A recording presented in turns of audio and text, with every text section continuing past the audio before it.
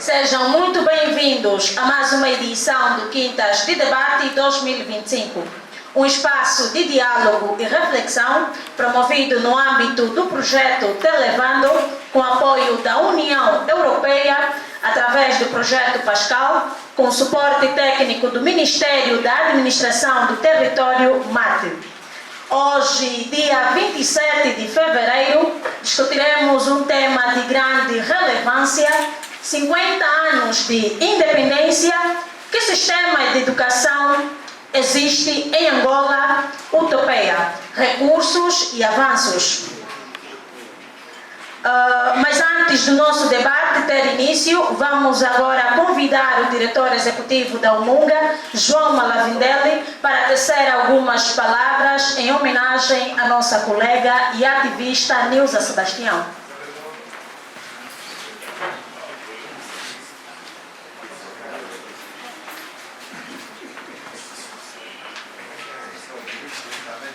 Ok, muito obrigado a todos e a todas.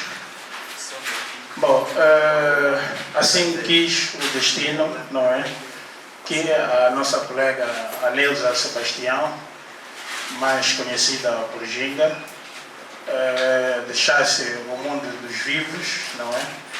E é com muita tristeza que hoje nós estamos aqui num espaço que ela também ajudou a erguer, não é? Estamos a falar de quase aproximadamente 20 anos que nós estamos a fazer esse espaço Quintas de Debate.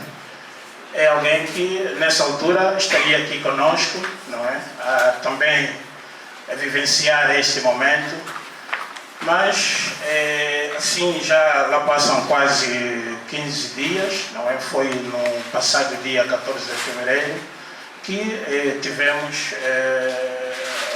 tomamos conhecimento desse infausto acontecimento que muito nos entristece, porque na verdade é uma perda não só para o mundo, não é, mas também para a sociedade civil de forma geral, porque a Ginga, dentre várias qualidades que ela tinha, aqui podemos destacar aqui uma que é a questão do voluntariado, não é? Era uma pessoa sempre disponível para os desafios, não é, que o ativismo lhe propusesse, não é? Estava sempre em prontidão para atender o chamado. Então é muito difícil estar aqui nessa condição, não é? Falar de alguém que durante mais de 20 anos convivemos. E também falar de alguém que 2 semanas ou um pouco mais que isso, estávamos juntos a fazer planos, não é? Aquilo que nós deveríamos fazer juntos, mas assim como disse inicialmente, o destino se é para aqueles que acreditam em Deus, não fala Deus assim o chamou mais cedo. Mas pronto, vamos todos fazer de conta que a nossa colega Nilza esteja aqui conosco, não é? A presenciar também esse momento. E eu acho que onde ela estiver, não é? Para nós é sempre um motivo de orgulho, não é? E também de representação, porque de uma ou de outra forma ela também nos inspira para estarmos aqui, não é? Nos inspira a todos nós. E isso nos dá mais força de acreditar que, afinal, é possível nós continuarmos, não é, com a nossa caminhada. Acho que já estamos prontos para começar a nossa atividade. Nós vamos primeiramente apresentar a nossa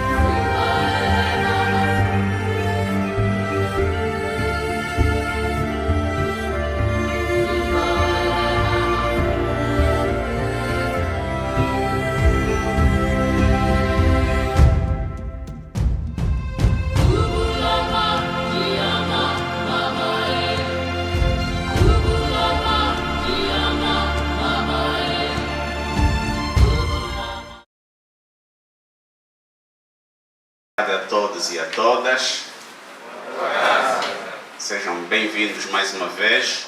Estamos cá para exercer a nossa cidadania e honramos com as suas presenças a professora Sônia Cabral, sindicalista, secretária provincial do Sindicato dos Professores, o SIMPROF, formada em Educação, na especialidade de Geografia, na Universidade Agostinho Neto e pós-graduada em Gestão Estratégica de Recursos Humanos.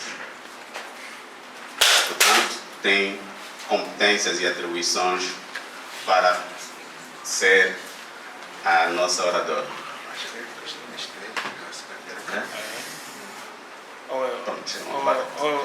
Ou é por uma questão de estética?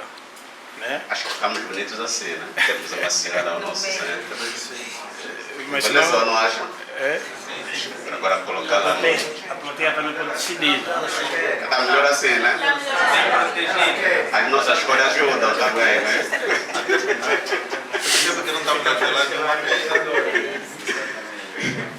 E o professor Isaac Vaz, doutorado em Educação pela Universidade de São Paulo, mestre em Administração Escolar, licenciado em Língua Inglesa na Universidade Agostinho Neto, professor universitário, portanto, tem as qualidades que justifica-se a presença. 50 anos depois, que educação temos? Vamos começar pelo professor Isaac, depois a professora Sônia, em relação à avaliação que teremos fazer, mas o objetivo é tirarmos aqui ilações e no nosso dia a dia, junto das instituições, pressionarmos a termos a educação que queremos.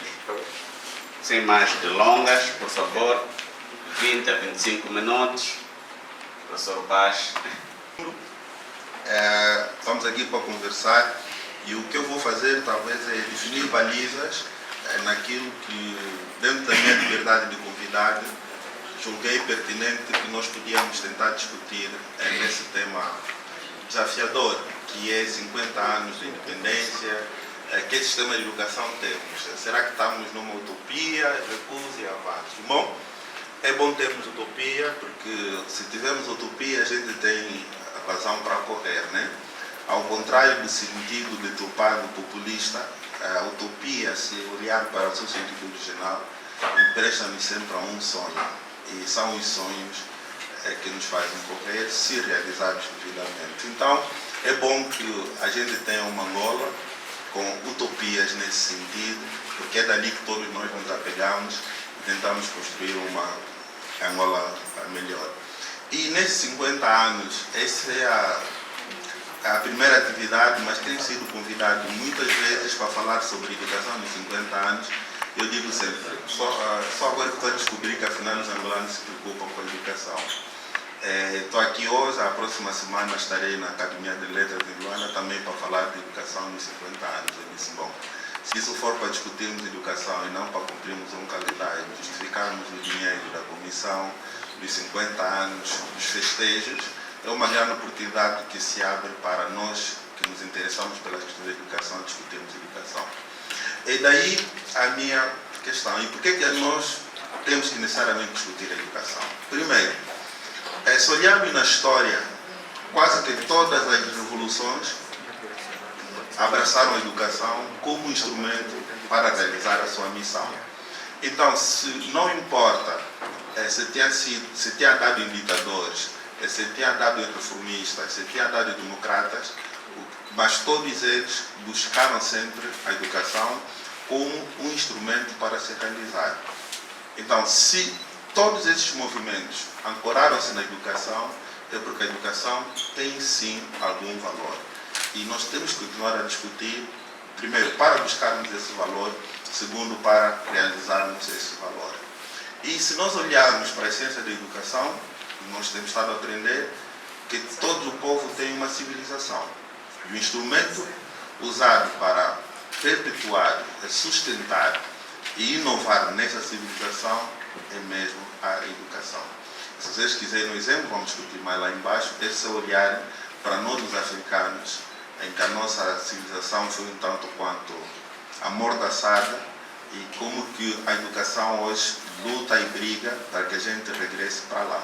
Mas, independentemente disso, nós temos que nos situar e compreender como humanos, porque nós humanos viemos para aqui, se olharmos para a história, desde a nossa, da igreja desde que fomos criados por Deus, né? O Darwin diz que evoluímos, vou dizer de que nos conhecemos como gente, não importa que sentido do surgimento a gente coloca, nós fomos lidando com a natureza.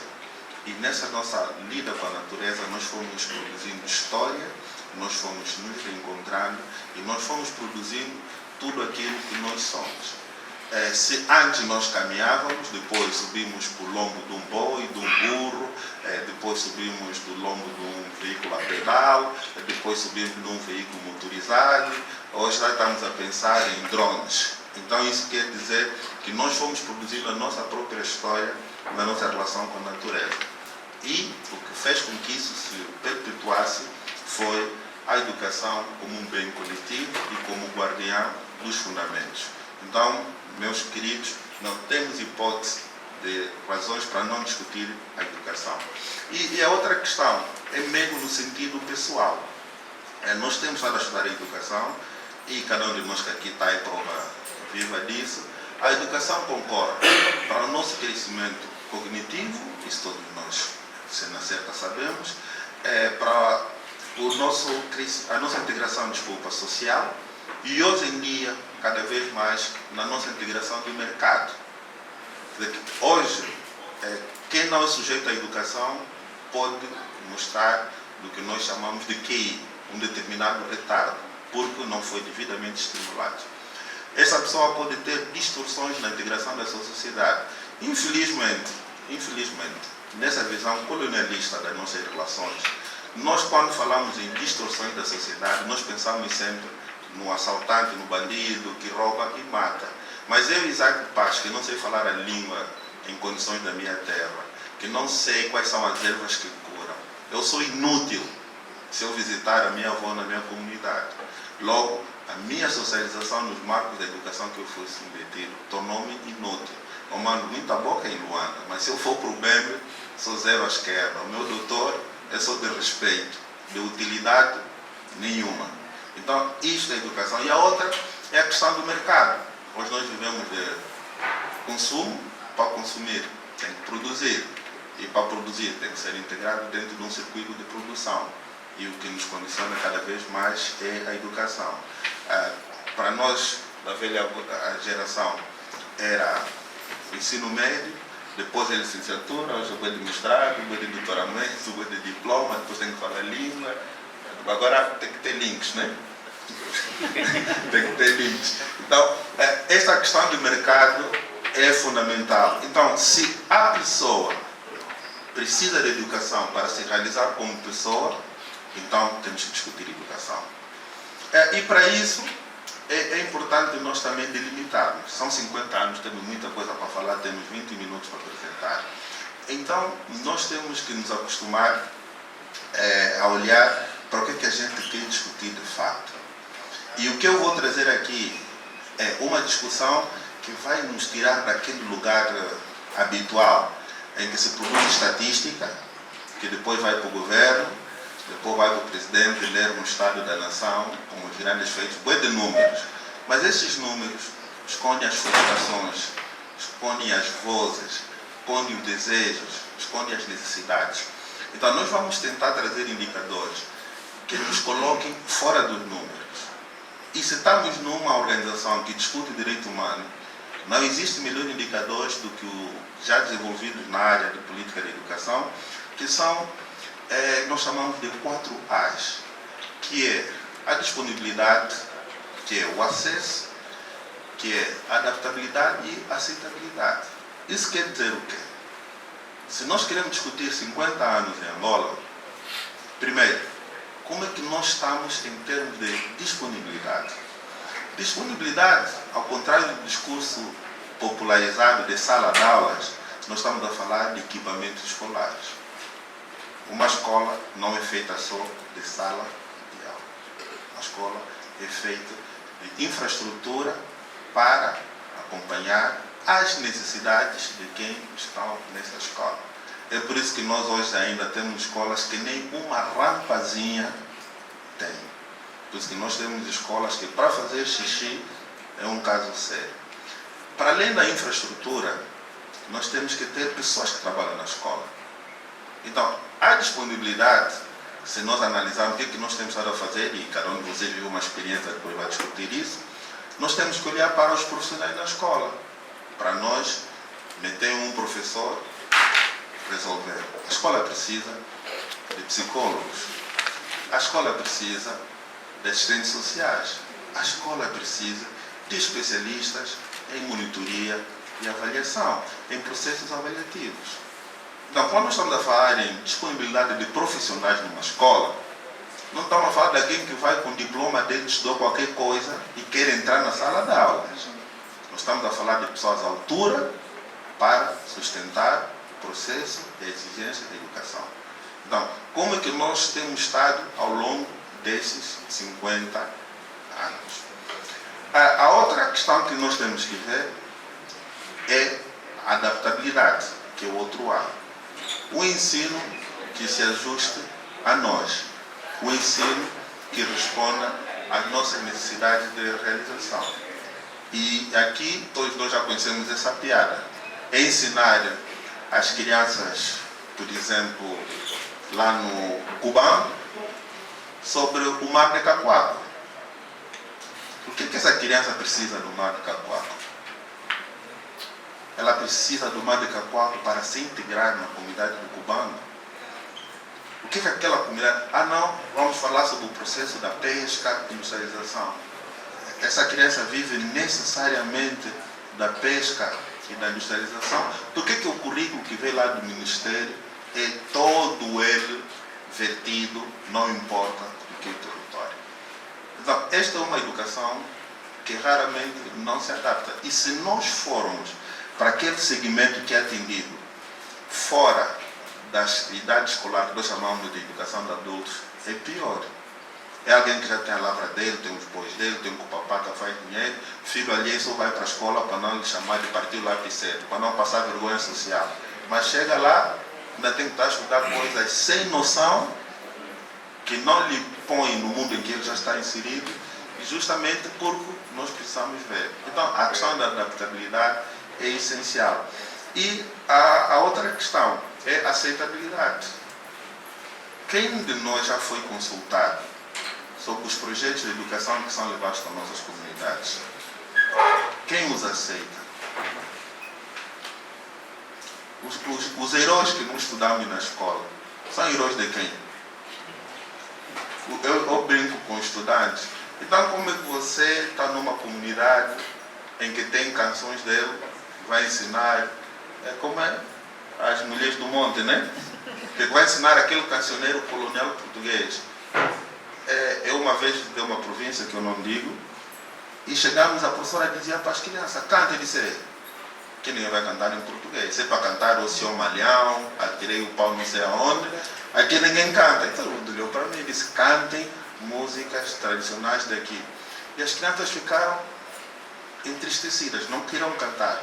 Lá a professora foi, e as crianças depois soltaram-se e cantaram. E eu disse à professora, sabe que eles não estavam a cantar antes, tinham vergonha? Eu disse, não.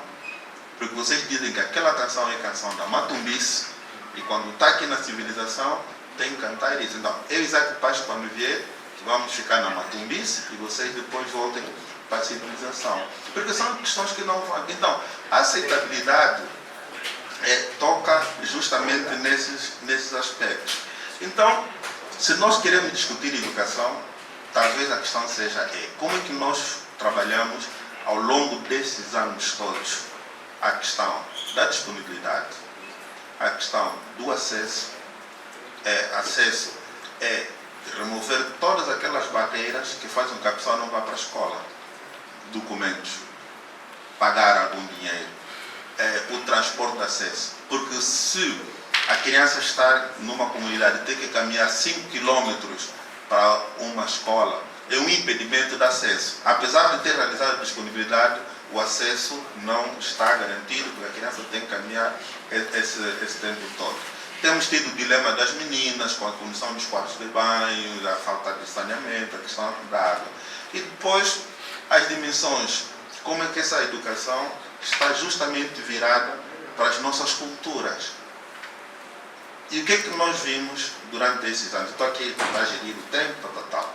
Por exemplo, na Primeira República, o governo chegou e disse: ok, vamos criar um sistema.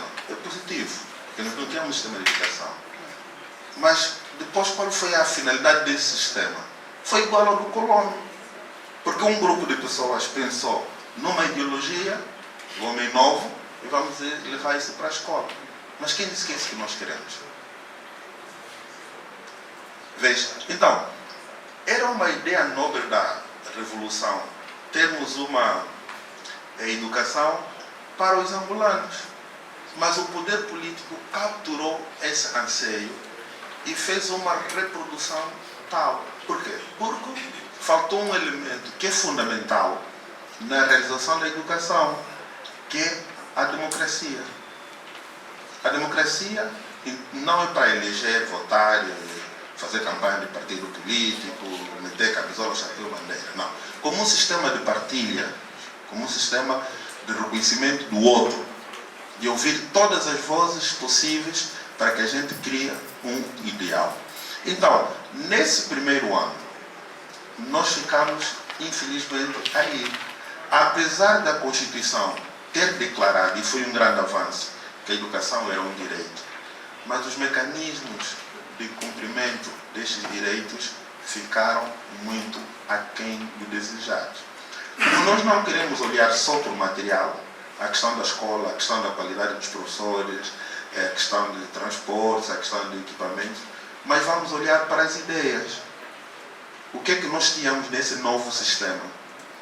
A primeira língua era a língua portuguesa. E quem não tivesse a proficiência em português, reprovava. Estamos a fazer igual ao colono. Logo, não sei se mudou alguma coisa. E quando o colono foi embora, menos de 10% da população era assimilada. O que isso quer dizer? Que todo mundo que foi remetido para a escola foi com alta chance de reprovar. E foi o que aconteceu. Até 2012, de 100 crianças que entrassem na iniciação, logo para transitar para a primeira, 40% ficaram. Iam reprovando. Até chegar à quarta classe, nós tínhamos menos de 20% de crianças sem qualquer reprovação. Então, o que é que nós criamos? Nós criamos um sistema político que dizia que oferecia educação, declaramos um direito, como as recomendações internacionais, mas na hora da realização, as nossas práticas, os nossos atos negavam às pessoas esse direito à educação. Isso aqui é muito mais violento, porque, como cantava o Maré, não é só amor na boca, mas também tem que ser no ambiente. Então, na nossa boca tinha muito amor, que é direito à educação, mas o nosso ambiente era hostil. Então, o primeiro traço dessa república é isso. Claro que, mas o pastor só está a falar do que foi mal. E o que foi bom? Sim, tivemos alguns indicadores. Tivemos mais pessoas na escola que não tinham chance de ir. Tivemos a formação profissional, tivemos enfermeiros nossos, tivemos setores fabris. Mas nas questões dos direitos humanos, um caso é preocupante. 20% é muito preocupante. 40% é muito mais ainda. E os nossos indicadores mostravam que mais de 60% das pessoas que beneficiavam da educação eram vítimas do próprio sistema. E só se deu a reforma, a segunda, porque em 1986 o próprio governo fez uma avaliação feita por especialistas cubanos. E essa avaliação de 86, chamam de diagnóstico do sistema, dizia um colapso eminente. Que os especialistas cubanos diziam que o que nós tínhamos era tudo menos um sistema de educação que se garantisse. Não tínhamos infraestrutura, as pessoas entravam e saíam como entravam praticamente, não tínhamos professor, não havia um processo sustentado, claro que depois colocava a guerra, colocava outros elementos. Foi daí que surge a ideia da segunda reforma só efetivada em 2001. E olhem só, o diagnóstico foi feito em 1986, a dizer que estávamos mal. E só em 2001 é que começamos a trabalhar na maior parte daquelas questões que foi dito que estavam mal. E o que é que nós fizemos entre 86 e 2000? Continuamos a replicar os malefícios identificados nesta reforma. Então, para terminar, entramos na segunda reforma, que é o outro marco. Nessa segunda reforma, já foi em ambiente de não guerra. Entende o que eu estou a dizer? Não guerra. Eu não estou a usar a palavra paz, porque a paz não é só o calar das armas, é a remoção das estruturas geradoras de violência. Então, uma sociedade que tem estruturas que naturalmente geram violência, essa sociedade não tem paz. Coisas simples, como vocês, professores, ensinam na escola, regra gramatical. Tem um homem, 1000 mulheres, no plural, eles. Você torna as mulheres invisíveis. Isso é violência. É violência. Isso. Isso é violência. Metermos o homem. O homem é o quê? Estamos a reproduzir um conceito eurocêntrico do poderoso abastado, que representava o homem, que tinha poder sobre tudo e todos. Isto é uma sociedade violenta, uma sociedade sem empatia. Então, quando nós chegamos nesse período sem guerra, nós pensamos a reforma e, em termos de legislação, o país inovou-se muito. Porque, para além da declaração inicial, que a educação era um direito, ele foi ampliado.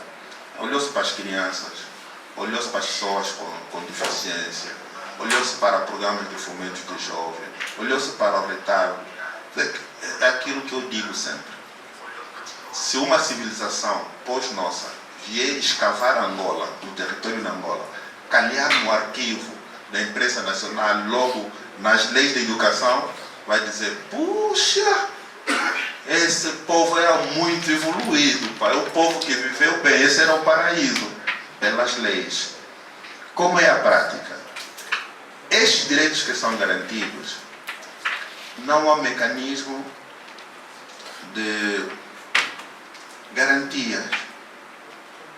Não sei se algum de vocês conhece algum caso de um cidadão prestou uma queixa, o caso é julgado no tribunal e ganhou a causa ligada à educação. Já? Mas se vocês investigarem, vamos começar aqui na África do Sul. Eu sou do município X, tem escola, não tem professores em qualidade. Nós processamos as autoridades. Vamos parar no tribunal e o juiz decide. Então, isso são chamados de mecanismos de garantia.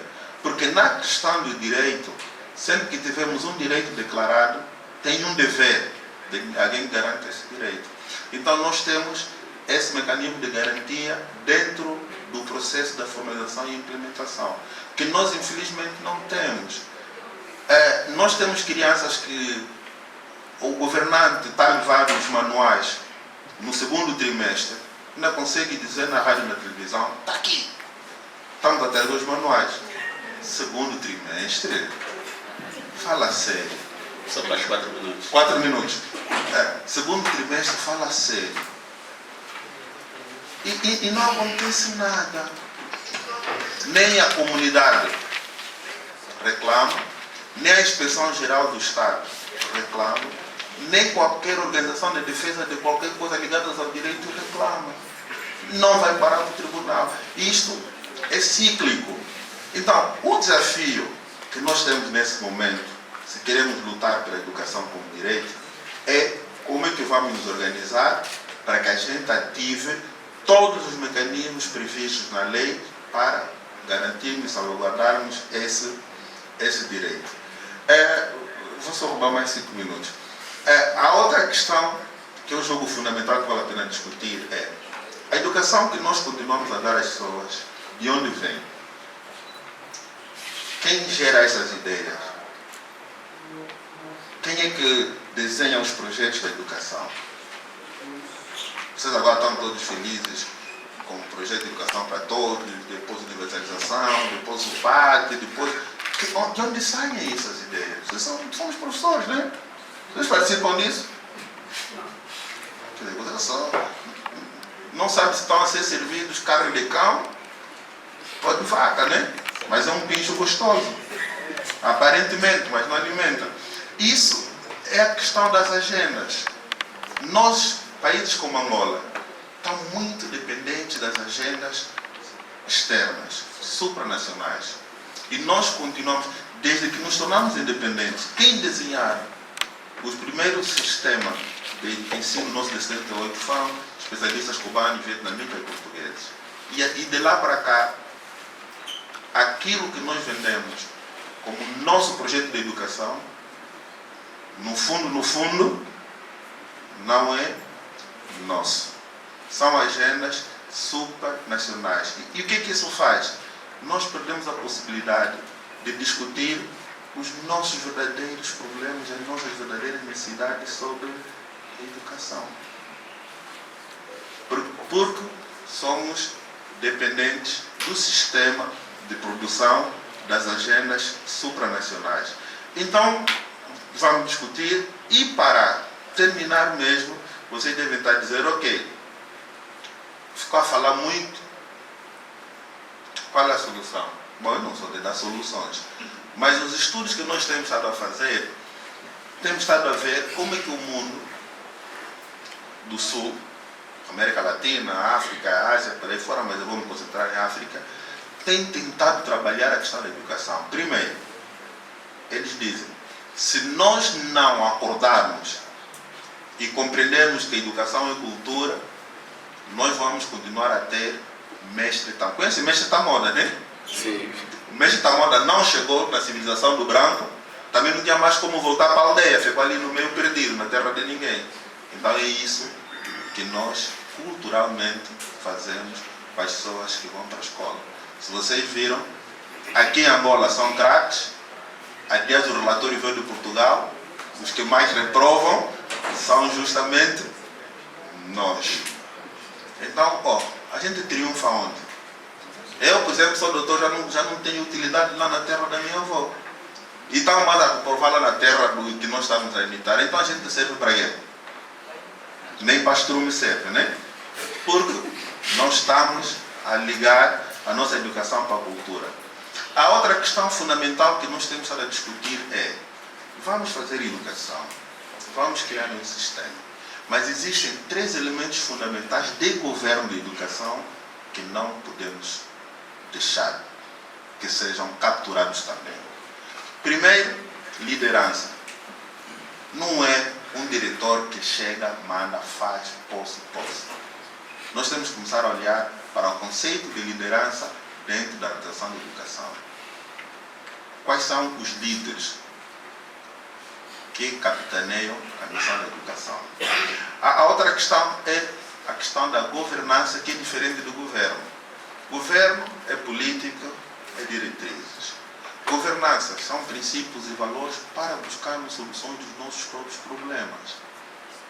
Então, se nós não compreendemos que a escola não precisa de governo, a educação não precisa de governo, mas precisa de governança, nós vamos continuar nesse ciclo de fazermos barulho, de reclamar, mas sem saber o que nós estamos a reclamar. É por isso que eu acho piada quando as pessoas reclamam que nomeiam só pessoas do MPLA para diretor. Até se o problema fosse esse. Se o problema fosse esse, o problema é mais fundo. E a outra questão, para finalizarmos mesmo, né? Depois vamos continuar, é que a educação não é estática. A educação requer desafios constantes e permanentes. Ele, para realizar a pessoa do seu tempo,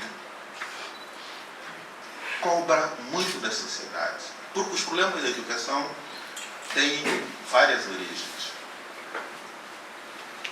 Os problemas de educação são políticos, são psicológicos, são pedagógicos, são antropológicos, são econômicos, têm várias fontes. A grande questão é como é que nós vamos nos organizar, primeiro, para identificarmos os problemas da educação. Nós olhamos por resultados, mas nós infelizmente não olhamos para os problemas. Então, como é que vamos organizar os problemas? Segundo, nos organizarmos para defendermos então a educação, para que esses problemas não se perpetuem. E terceiro, e acima de tudo, a gente volta a ter fé, como nos antepassados tiveram, que a civilização deles era mesmo sustentada pela educação deles e não pela banda de querer ser miniatura de branco europeu. Obrigado.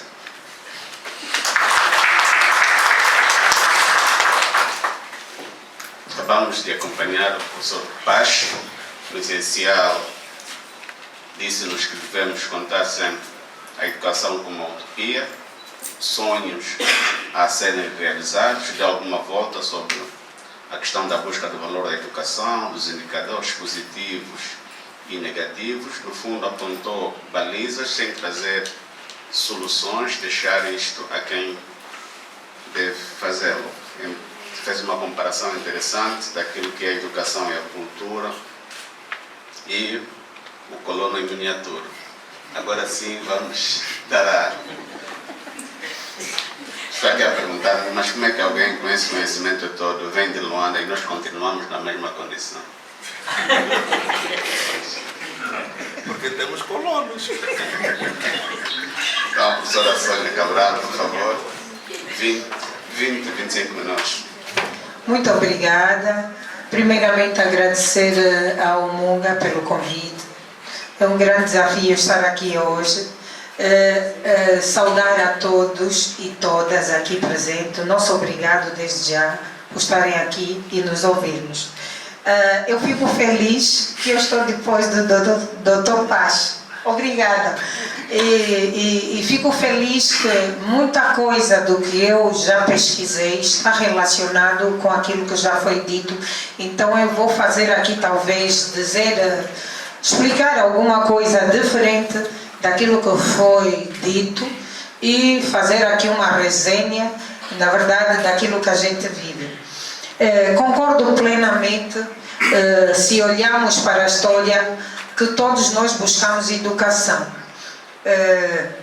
Primeiramente, falar da época colonial, devemos ter uma referência.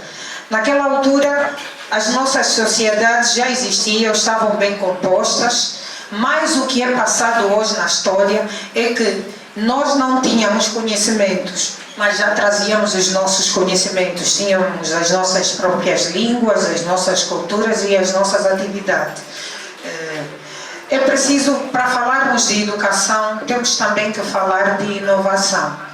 O que muito triste vejo que não existe inovação. E ao falar de inovação, ouvi há pouco o meu companheiro aqui de mesa dizer de projetos. Eu digo que eu sou feliz porque eu tive a sorte de ser diretora de uma escola, mas para o curso técnico de saúde, e hoje sou professora do regime geral. E falar de projetos e falar de inovação, eu posso trazer aqui um exemplo de algo que eu vivi.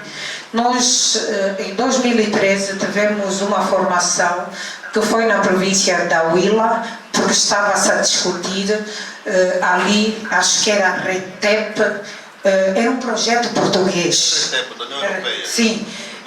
Reforma do ensino técnico. Sim. O que me impressionou naquela formação é que não foi prevista a realidade que vivemos. Tanto que a grande dificuldade que existia naquele projeto era os estágios. Não existia aí um normativo de como podia ser os estágios nas escolas técnicas. E também a ideia da disciplina de língua portuguesa. que para as escolas técnicas temos disciplinas de 1 ano e de 2 anos, são anuais e bienais. Infelizmente, estava-se a falar da língua portuguesa em questão, que é a nossa língua oficial, que muitos alunos, no final do curso de saúde, tinham que elaborar um projeto e tinham que fazer a sua defesa. O que muitos de nós que estávamos ali nesta formação não concordávamos por ser primeiro a RETEP serem portugueses e não terem olhado aos nossos profissionais locais, tendo em conta a nossa realidade de estágio, realidade das disciplinas, e foi aí feita uma reforma que não entendo até hoje, e eu ainda acho que o ensino geral está melhor organizado. Cada ano nós tínhamos um plano curricular diferente. Não imaginem como é difícil.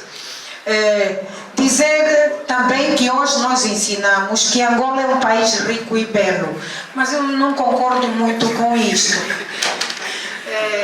Não concordo. Então, estamos a dizer rico e belo, quando não reflete na minha vida, no meu dia a dia, e já dizendo as dificuldades reais que nós temos como professores, onde ainda usamos giz. O giz mata, mas estamos a usar o giz. As casas de banho não têm água, não têm higiene.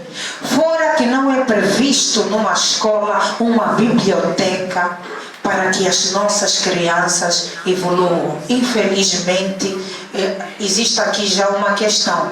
Que qualidade de ensino queremos? Qual é essa educação que estamos a falar? Se eu hoje que tenho 50 anos, ainda estou a dar só teoria e nunca prática. Cadê os laboratórios? Não existem.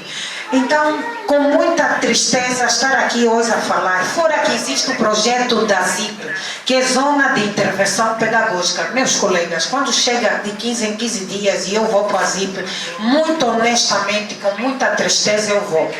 Quero dizer isso de forma pessoal. Por que eu fico triste? Fico triste porque eu não aprendo nada lá. Então querem só me ocupar o meu sábado para eu estar aí. Mas ao fazer uma pesquisa comparando a ZIP em relação a Angola e Moçambique, eu pude ver que o projeto a nível de Moçambique é totalmente diferente. Para que serve essa ZIP em Moçambique? Serve para aquelas dificuldades que nós temos todos os dias dentro da sala de aula. Falar de lideranças, escolhas de gestores. Com muita tristeza falamos de gestão escolar.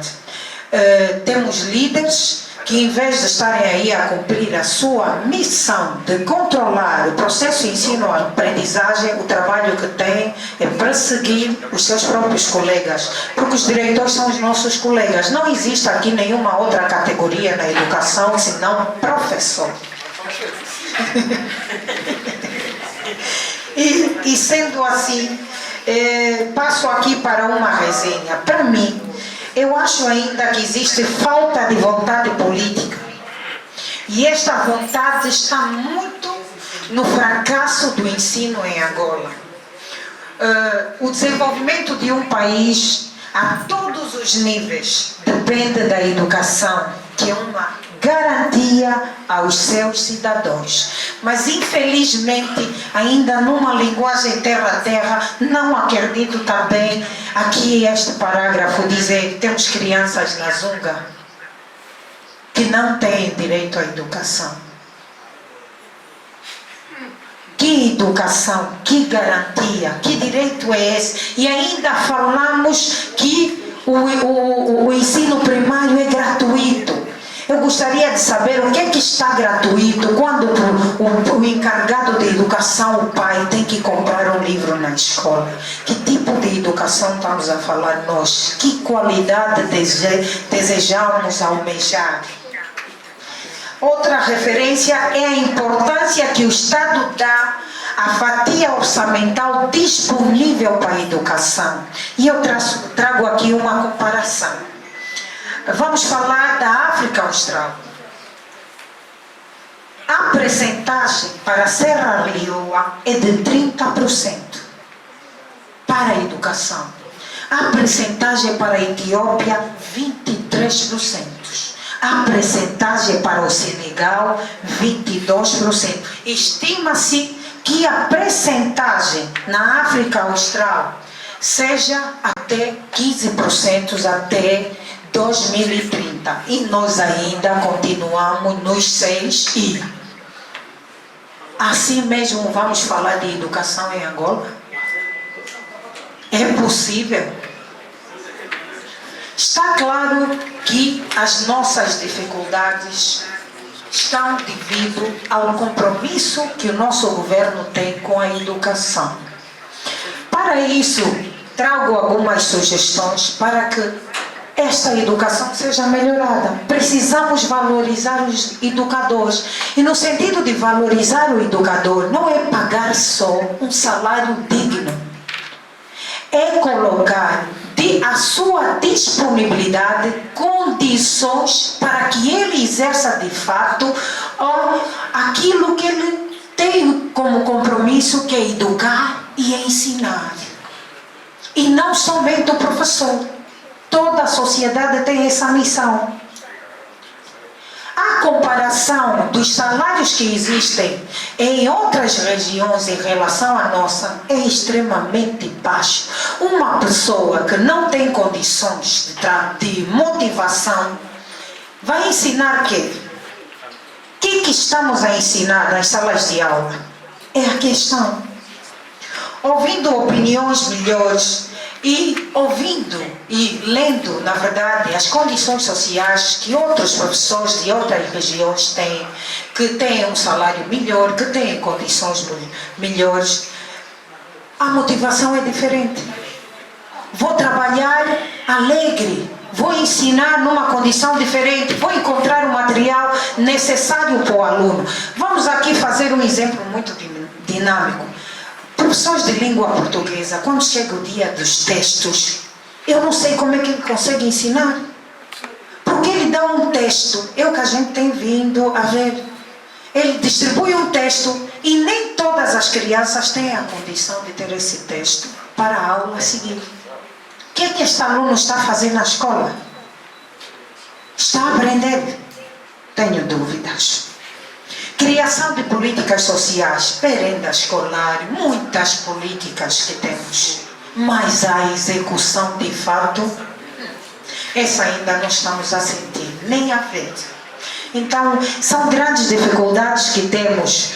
Existem várias metas, o governo tem projetos lindos, nós estamos a participar das auscultações e temos debatido sobre eles, mas a sua implementação é que a gente não vê. Precisamos motivar, precisamos inovar. Inovar é criar programas curriculares adaptáveis à nossa cultura, à nossa realidade. Estamos um bocadinho felizes que hoje temos um calendário escolar adaptado ao anterior, que já se olhou ligeiramente as questões de ambiente de cada região, mas ainda temos dificuldade na cultura local, esta que não é identificada. Então são essas pequenas questões que existem aqui para falarmos de educação.